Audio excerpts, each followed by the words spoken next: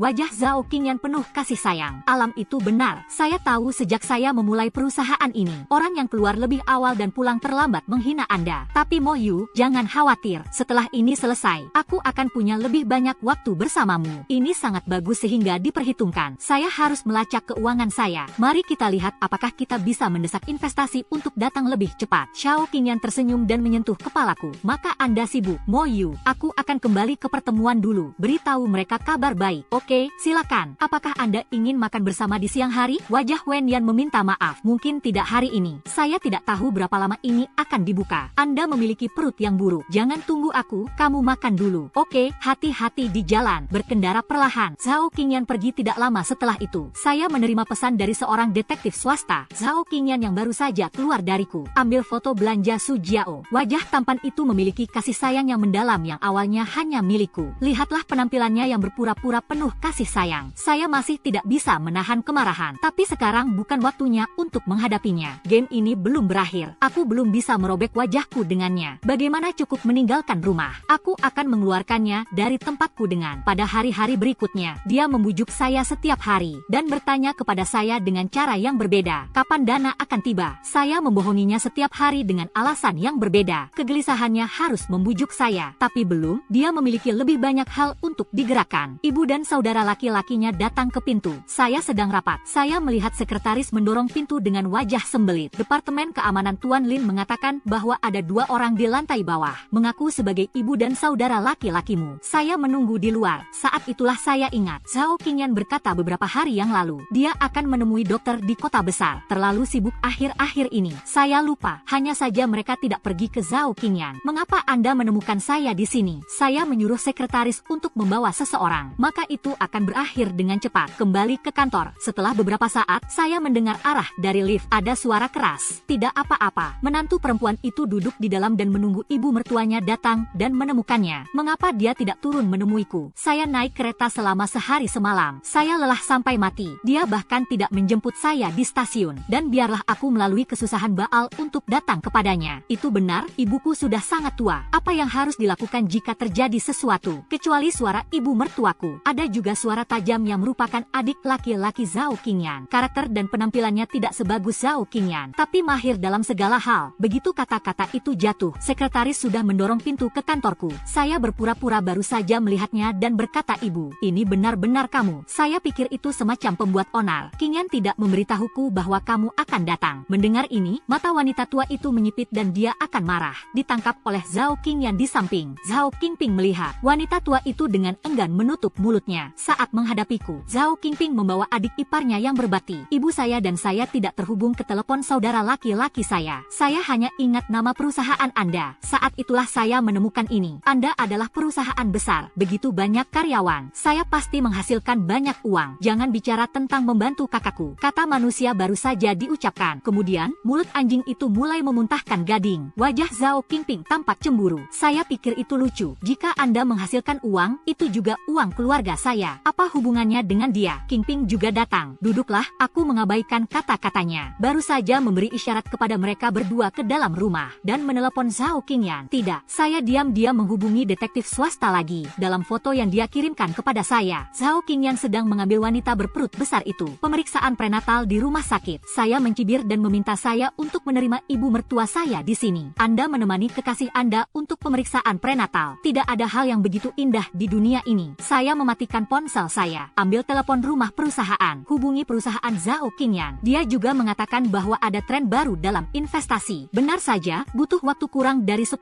menit. Telepon Zhao Qingyan menelepon. Sotong mendengar bahwa ada perkembangan baru dalam investasi. Ya, Yupes, saya akhirnya menghubungi Anda. Belum ada berita tentang likuiditas Qingyan. Hanya saja ibu kita ada di sini. Saya tidak bisa menghubungi Anda. Saya akan mencoba menelepon perusahaan Anda. Saya tidak berharap untuk benar-benar menghubungi Anda. Ah, bagaimana menurutmu? Nada suara Zhao Qingyan dipenuhi dengan kemarahan yang tertekan. Ada apa, Qingyan? Apakah Anda marah? Saya bertanya dengan sengaja. Mo Yu, aku tidak bermaksud seperti itu. Kamu menungguku sebentar. Saya akan segera pergi. Setelah mengatakan itu, dia segera menutup telepon. Wanita tua itu tidak bisa menahan diri untuk tidak melompat keluar lagi. Apa yang Anda lakukan di sini? Anak saya berkelahi di luar. Anda di sini untuk menikmati. Sekarang anak saya melakukan hal-hal di luar. Mengapa kamu mengganggunya? Aku mengangkat alisku. Maka Anda tahu uang yang diperoleh putra Anda di luar sana. Bukankah itu sebanyak penghasilan manajer di perusahaan kita? Mengapa Anda berbicara seperti itu? Ambil layanan sebagai hari. Ibumu tidak mengajarimu itu. Ekspresi wanita tua itu kejam. Seolah-olah saya telah melakukan sesuatu yang keji. Permisi, ibu saya hanya mengajari saya untuk mandiri. Saya tidak pernah diajari untuk melekat pada seorang pria untuk bertahan hidup. Aku menatap mata wanita tua itu. Dia tersentak tiba-tiba. Tapi karena identitas ibu mertuanya, dan itu juga sangat seksi. Kenapa kamu berbicara dengan ibu mertuamu seperti ini? Tidak berpendidikan sama sekali. Diam, beraninya kamu mengatakan itu. Ibuku melihatku marah. Zhao Qingping yang baru saja menyingkir, buru-buru menarik lengan ibunya. Menarik wanita tua itu dan hampir jatuh. Zhao Qingping tersenyum pada adik iparnya. Jangan seperti ibuku. Dia tidak bisa berbicara. Melihat itu aku sedikit melembutkan ekspresiku. Mata Zhao Qingping berputar. Itu benar. Kakak ipar datang kali ini. Selain menemui dokter untuk ibu kita. Satu hal lagi. Lihat saya tidak menanggapi. Hei, tersenyumlah. Saya membicarakannya pada diri sendiri. Saya menemukan seorang menantu perempuan. Dia harus datang ke kota besar untuk bekerja. Masih ingin membeli rumah di sini. Kakak ipar, kamu juga tahu itu. Kakakku bisa punya uang untuk pergi ke sekolah. Itulah yang saya keluarkan. Keluarga kami tidak mampu membeli 2 mahasiswa. Saya meminta saudara laki-laki saya untuk pergi. Saya tidak pergi. Sekarang saatnya kakakku menikahi menantunya. Bukankah sedikit indikatif menjadi saudara ipar? Aku menatapnya sambil menyeringai. Anda membangun rumah baru di kampung halaman Anda. Katakanlah bahwa saudara laki-laki Anda merampok tempat Anda di sekolah dan membeli mobil. Gunakan juga benda ini untuk meminta uang. Ada apa? Apakah alasan yang satu ini harus digunakan seumur hidup? Belum lagi sejauh yang saya tahu. Daripada pergi ke sekolah, Anda lebih suka bermain biliar dengan teman-teman Anda. Saya mendengar saya mengatakan itu. Zhao Qingping menurunkan wajahnya. Anyai, itu tidak benar. Memang saudara laki-laki saya yang bersekolah. Saya tidak naik. Bukankah itu benar? Dan bisnis Anda adalah bisnis besar. Artinya, soal menaburkan beberapa biji wijen, kamu harus mempermalukanku. Benar saja, semakin kaya Anda, semakin banyak yang Anda pilih. Suara Zhao Qingping menjadi semakin keras. Lihatlah sekeliling. Kantor tidak kedap suara. Saya tahu apa idenya. Sebelum saya bisa membantahnya, suara Zhao Qingyan datang dari pintu. Bagaimana kalian berdua menemukan ini? Zhao Qingping memutar matanya. Bukannya aku tidak bisa menghubungimu. Saat itulah saya teringat nama perusahaan kakak ipar saya. Itu juga karena Anda tidak memiliki kemampuan. Tidak sebesar perusahaan kakak ipar saya. Atau aku akan menemukanmu. Wajah Yu Zhao Qingyan tenggelam. Saya mengertakkan gigi dan menahannya. Saya tidak mengirim seseorang untuk menjemput saya di stasiun. Kalian, dia memegang tanda. Anda membawa ibu kami untuk menontonnya. Zhao Qingping memutar matanya. Anda tidak tahu. Ibu saya dan saya tidak tahu banyak literasi. Ini terbang keluar dari pegunungan. Lupakan semua tentang keluarga, bukan? Lihat adegan anjing makan anjing ini. Aku terkekeh dalam hati. Zhao Qingping selalu takut dia tidak pergi ke sekolah. Dan saudaranya pergi ke perguruan tinggi. Karena ini, maju dan cemburu. Seperti yang diketahui semua orang, bukan siapa yang pergi ke sekolah bisa mencapai titik Zhao Qingyan. Tidak dapat disangkal. Kecuali foil keluargaku, keunggulan Zhao Qingyan sendiri juga menciptakan statusnya saat ini. Zhao Qingyan marah pada adik laki-lakinya. Tapi lihat tatapan penasaran di sekitar Anda. Masih nyaris tidak mengendalikan amarahnya. Oke, sekarang sudah ada di sini. Jangan banyak bicara. Ikut aku. Aku akan mencarikanmu sebuah hotel. Saya tidak pergi ke hotel. Bayi besar, aku akan tinggal di rumahmu. Mata wanita tua itu berputar. Mengatakan cukup tidak masuk akal. Zhao Qingyan ini mengarahkan pandangannya pada saya. Beberapa malu, saya menyaksikan adegan itu dalam diam. Lagi pula, saya Saya masih tidak bisa mengendalikan emosi saya. Masalah ini tidak bisa dibahas. Mo Yu ada hubungannya denganmu. Saya kembali ke rumah anak saya. Mata wanita tua itu menyipit. Anda harus tak henti-hentinya. Saya berkata di depan begitu banyak orang di perusahaan. Tentu saja karena itu adalah rumah saya. Bahkan Zhao Qingyan harus mendapatkan izin saya untuk hidup. Di masa lalu, saya memperhitungkan harga diri Zhao Qingyan. Kata-kata yang menyakitkan ini tidak pernah diucapkan. Tapi sekarang saya tidak perlu terlalu khawatir tentang itu. Wajah Zhao Qingyan itu suram dengan kecepatan yang terlihat dengan mata telanjang. Lelucon itu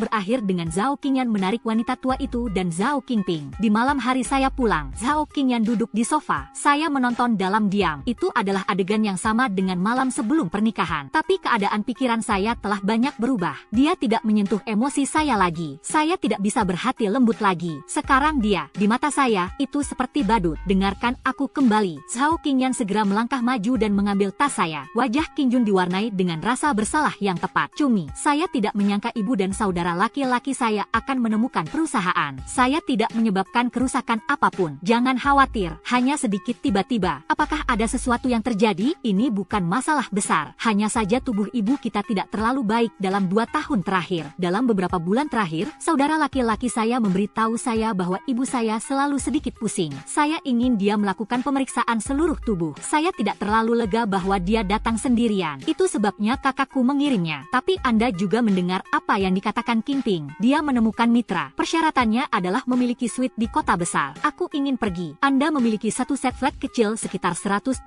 meter persegi di distrik Xinxiang. Bisakah itu digunakan sebagai ruang pernikahan untuk saudara kita? Saya melihat kembali ke wajah Zhao Qingyan. Ekspresinya tenang. Tentu saja. Beraninya kamu membuka mulutmu. Ketika saya muncul, saya jatuh cinta dengan rumah distrik sekolah lebih dari 4 juta. Apakah tidak apa-apa dengan 120 flat? Sudah lebih dari 10 tahun. Mari kita biarkan Qingping mengambil benda kecil itu untuk melihatnya. Saya masih memiliki 5 atau 6 properti menganggur. Biarkan mereka memilih dan memilih. Zhao Qingyan sangat terkejut. Itu bagus. Sotong saya tidak menjawab. Tentu saja, Anda tidak perlu membayarnya. Dini hari berikutnya, Zhao Qingyan membawa ibunya ke rumah sakit untuk pemeriksaan. Siang, Zhao Qingping membawa seorang wanita yang mengenakan bunga. Perbedaan antara mengunjungi pintu dan kemarin adalah bahwa Zhao Qingping hari ini memiliki senyum menawan di wajahnya. Apakah kakak ipar saya sarapan? Aku membelikanmu dan adikku sarapan. Wanita di belakangnya. Ada keserakahan yang tidak terselubung di matanya. Lihatlah tata letak rumah. Dia diam-diam mencubit lengan Zhao Qingping. Membuat tampilan. Saya tidak berpikir saya melihatnya. Mengambil sarapan. Terima kasih, kakak ipar. Saya telah mendengar semua yang dikatakan saudara laki-laki saya. Katakanlah Anda memiliki beberapa properti di bawah tangan Anda. Biarkan saya dan Su Fang memilih. Tapi kurasa ada duri di tanganmu. Jangan memilih keduanya. Rumah yang kamu dan saudaraku tinggali saat ini cukup bagus. Meskipun sedikit lebih tua, tapi Su Fang dan saya menyukai dekorasi rumah. Saya mendengarnya. Saya hampir tertawa terbahak-bahak. Ini benar-benar keledai yang tidak tahu berapa panjang wajah kuda. Berani memikirkan apa saja. Rumah ini luasnya sekitar 400 meter persegi. Lokasinya berada di pusat kota. Anda dapat mengabaikan setengah dari kota. Dapat dikatakan bahwa setiap inci tanah sangat berharga. Ternyata sedikit enggan di mulutnya. Maka saya harus mengatakan bahwa itu untuk pertimbangan saya. Hanya satu rumah tua yang dipilih. Saya tersenyum. Qingping, kamu memiliki banyak visi. Tapi rumah ini adalah rumah pernikahanku dengan kakak laki-laki tertuamu. Bisakah Anda memberikannya kepada Anda? Kakak laki-laki tertua Anda juga memiliki suara. Anda masih harus bertanya padanya. Dengarkan saya. Zhao Qingping semakin tersenyum. Yupes, kakak ipar. Anda tidak perlu khawatir tentang itu. Kakakku berutang sekolah, bagaimanapun juga. Dia setuju dengan semua yang saya katakan. Selama Anda setuju, kami akan dapat menutup judul dalam waktu singkat. Wanita di sebelah saya mencolok, juga sibuk mengangguk. Kemudian dia berdiri. Ini seperti datang ke rumah Anda sendiri. Yah, saya suka lampu ini. Tapi apa tirai ini? Itu harus diubah ketika tiba waktunya untuk menikah. Dan sofa ini, buru-buru berbelok di tikungan. Bisakah ini nyaman? Saya masih harus membeli sofa kulit rumah kepala desa. Itu luar biasa. Terserah Anda. Ketika saatnya tiba, kakak ipar kami pasti akan mengikuti apa yang Anda suka. Berikan kepada kami setelah selesai. Rao, saya mencoba menahan mereka. Keluarga mendengar ini. Mau tidak mau tekanan darah saya naik. Saya baru saja akan berbicara. Ada tangisan seperti Kobi yang sedih di pintu. Bu, jangan menangis. Apakah tidak ada cara untuk melakukannya? Jangan main-main dengan diri sendiri dulu. Kepanikan datang dari lorong. Di dalam rumah, Zhao Qingping mendengar suara itu. Ada perasaan tidak menyenangkan di wajahnya bahwa dia telah diinterupsi. erupsi. Apa yang terjadi? Tangisan wanita tua itu tiba-tiba menjadi lebih keras lagi. Ginjal Ibu Pingzi rusak. Ginjal apa yang rusak? Bu, jelaslah. Wanita tua itu tidak menjawab. Saya hanya menangis pada diri sendiri. Zhao Qingyan berkata dengan nada serius. Ginjal ibu kami tidak terlalu baik di tahun-tahun awal. Itu belum diobati. Sudah tertunda. Sekarang telah menyebabkan gagal ginjal yang parah. Itu hanya bisa diobati dengan pertukaran ginjal. Sayang sekali ginjal dan ibu saya tidak berhasil. Zhao Qingping, kamu dan ibumu akan pergi ke rumah sakit lagi di sore hari untuk mencocokkan. Aku tidak membutuhkan kalian berdua. Seorang pria tidak bisa hidup tanpa ginjal. Wanita tua yang baru saja menangis. Dengarkan kata-kata Zhao Qingping. Tiba-tiba saya tidak bahagia. Selain itu, bukankah kamu masih memiliki menantu perempuanmu? Dia tidak memiliki ginjal dan itu tidak menghalangi. Wanita tua itu berjalan ke sofa, duduk dengan pantat. Tentu saja, saya mencibir 2 kali. Manik-manik sempoa Anda akan melompat di wajah saya. Mengapa Anda menginginkan milik saya ketika ginjal Anda rusak? Wanita tua itu memutar matanya, dan Anda mengatakan mengapa? Hanya karena kamu adalah menantu perempuan dari keluarga Zhao saya. Aku tidak naksir kamu pada awalnya. Tahukah Anda, jika bukan karena Yanzi benar-benar menyukaimu, bisakah aku membiarkanmu masuk ke pintu? Sangat kurus dan sangat kecil. Bisakah Anda memiliki seorang putra? Lihat Anda, sudah beberapa tahun sejak saya menikah dengan keluarga kami. Bahkan tidak ada telur. Apa gunanya Anda? Sekarang ada tempat untuk Anda. Anda tidak langsung mengambil kesempatan. Masih memilih dan memilih di sini. Rambutnya berantakan, mata membelalak, wajah gelap itu kejam. Aku menatapnya diam-diam. Kemudian dia menggelengkan kepalanya dan tersenyum. Wanita tua itu menatapku dengan sedikit aneh. Apa yang kamu tertawakan? Putramu memiliki segalanya dari keluargaku. Mengapa Anda meminta saya untuk menyumbangkan ginjal kepada Anda? Apa yang kamu katakan? Begitulah cara Anda berbicara dengan ibu mertua Anda. Seluruh pribadinya dalam keadaan gila. Semua yang ada di meja kopi tersapu ke lantai. Tidak menunggu saya berbicara. Zhao Qingping di samping sudah berteriak. Bu, jangan hancurkannya. Mulai sekarang, itu akan menjadi ruang pernikahan saya dengan Su Fang. Mengapa Anda masih hancur? Wajah bersenandung sangat besar. Ruang pernikahan Anda. Kakakmu setuju. Saya tidak setuju. Kakak ipar, apa yang kamu bicarakan? Zhao Qingping menatapku. Ada kebingungan yang jelas di wajahnya. Sekarang bukan hanya Anda. Kakakmu tidak memiliki hak untuk tinggal di sini lagi. Saya menatap keluarga di depan saya. Rasa dingin yang tidak bisa disembunyikan di mata. Sotong, apa maksudmu dengan itu? Zhao Qingyan tampak terkejut. Dia menatapku untuk beberapa alasan. Apa maksudmu? Secara harfiah, saya mengirimi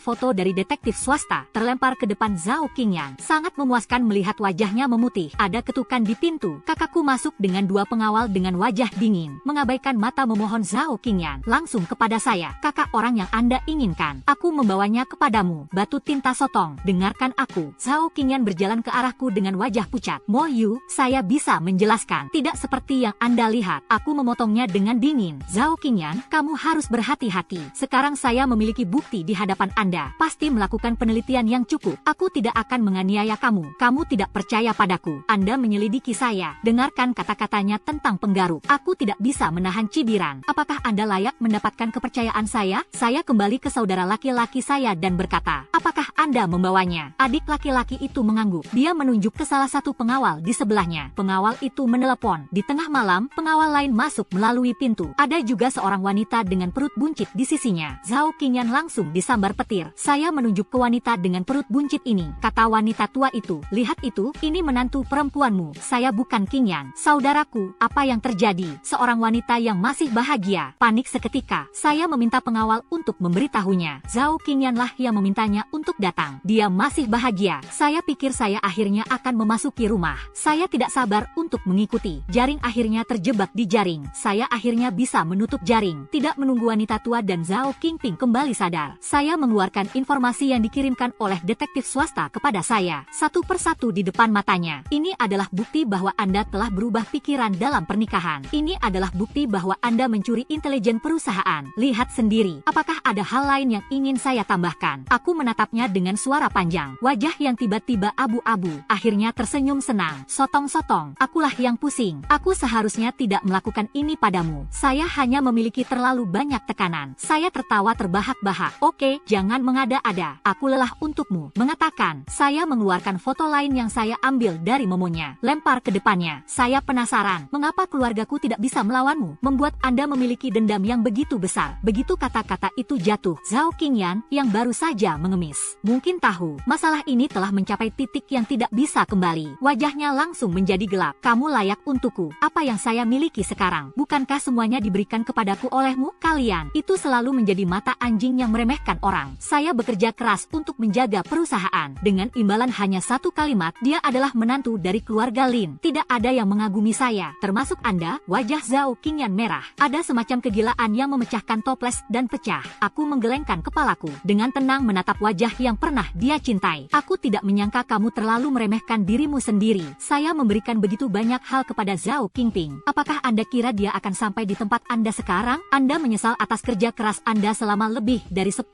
tahun. Dan kerja keras ibumu dengan punggung keloes. Zhao Qingyan tersentak. Ekspresinya tidak jelas. Wanita tua di samping sudah berkumpul di sana. Wanita berperut besar itu mengajukan pertanyaan panjang dan pendek di sebelahnya. Saya berjalan ke arah wanita itu. Matanya menyusut. Jangan berani menatap mata saya. Dia masih memiliki tas yang hilang di bahunya. Saya mengulurkan tangan dan meraihnya. Tuang isinya di tanah. Dalam teriakannya, keluarkan gunting dari dapur. Rapi meletakkan tas hampir 100.000 yuan ini. Potong menjadi beberapa bagian. Berkata kepada wanita yang tertegun itu, sampah harus berada di tumpukan sampah. Kemudian buang ke tempat sampah. Dia menatapku dengan kejam. Kamu wanita tua. Pantas saja saudara Qingyan tidak menyukaimu. Aku menatapnya dengan geli. Permisi, saya juga tidak harus menyukainya. Tidak ada Zhao Qingyan. Saya juga bisa memiliki Chen Qingyan dan Wang Qingyan. Dan Zhao Qingyan. Tanpa saya Zhao Qingyan yang tidak memiliki apa-apa. Zhao Qingyan mendengar ini, seolah-olah dia tiba-tiba sadar, berlutut di tanah dan bermain-main. Mo Yu, aku salah. Jangan lakukan itu padaku. Saya salah. Saya tidak pernah melihat wanita ini lagi. Kamu tidak menyukai keluargaku. Saya tidak kembali menemui ibu dan saudara laki-laki saya. Selama Anda bahagia. Oke, lihat aku. Jangan terlalu kejam. Wajah muda dan tampan itu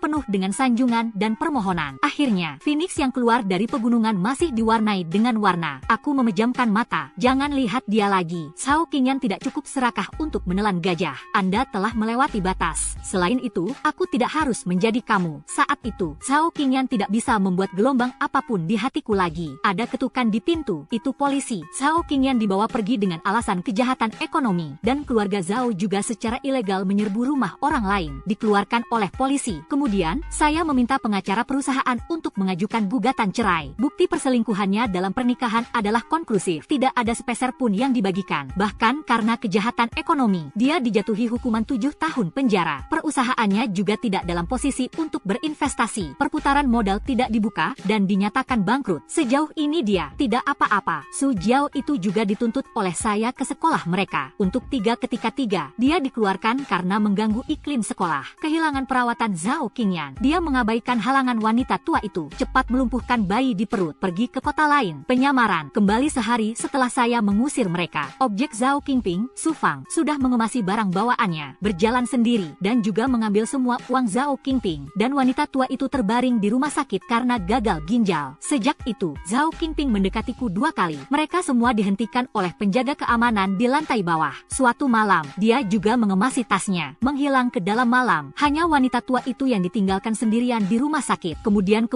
nanti, saya tidak terlalu memperhatikan mereka. Setelah orang tua kembali, saya memberikan perusahaan kepada mereka. Perjalanan keliling dunia diikuti. Kehidupan seseorang begitu baik. Mengapa terikat dengan pernikahan? Pertengkaran, penipuan, menyembunyikan pernikahan yang tidak sehat ini. 1 kali sudah cukup. Saya bahkan tidak punya waktu untuk berduka selama bertahun-tahun. Perasaan ini akan menjadi orang baru dan hal-hal baru. Menarik semua perhatian. Zhao Yud telah menjadi umur panjang saya. Seorang pejalan kaki yang tidak penting. Dia tetap di tempat yang seharusnya dia berada. Dan saya merindukan matahari. Teks lengkap publisitas nakal telah berakhir.